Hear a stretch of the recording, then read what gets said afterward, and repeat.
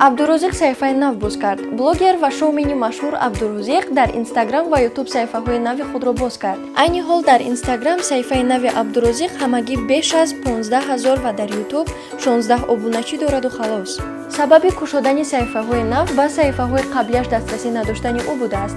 Аз 1 апрел блогери маъруфи тоҷик Абдурозиқ ба Instagram, YouTube ва TikTok-и шахсии худ дастрасӣ надорад. Ба гуфтаи амакаш дар суҳбат бо расонаҳо, саҳифаҳои ӯ пас аз анҷоми шартнома бо ширкати IFCM раҳна шудаанд.